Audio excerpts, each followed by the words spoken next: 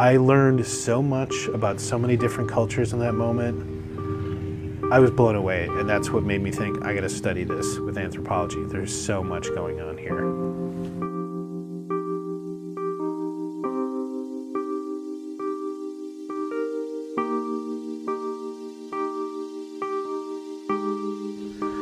I was in Ljubljana, Slovenia, in 2004 for their International Improv Festival. And I was there with the Brody Theater, which, much of my career in improv was done with the Brody Theater. And it was the final night of the festival, and people were doing these long forms, a form called the Herald, which is kind of the template for all long forms. Everything's derived from that. Well, with the Herald, you start by getting a single word suggestion. And the audience suggested patriotism. And I want to kind of paint the context, because in 2004, when we were in Slovenia, it was maybe 2 weeks before the Kerry George W. Bush elections were going to happen. And all the Europeans could talk about was the American election.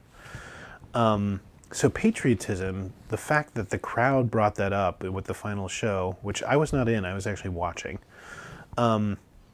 suddenly created the grounds for all of this stuff to kind of come to the front.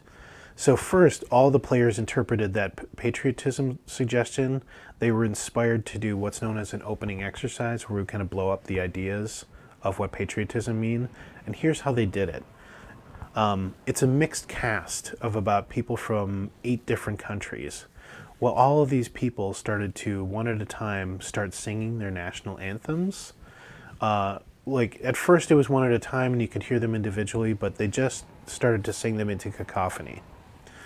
And that set the stage for all of this intense discussion about how different countries view war and, faith to your country and things like that.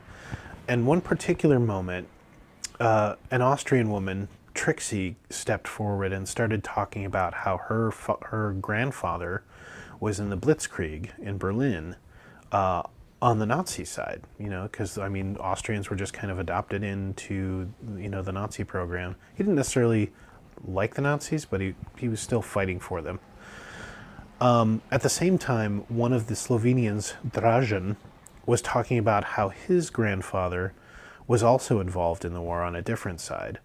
Well, as they're telling these stories, the lighting improviser creates this blue pool of light behind them. And one at a time, the other actors on the team would walk out and have these still faces, and they basically looked like dead people standing in this blue pool of light.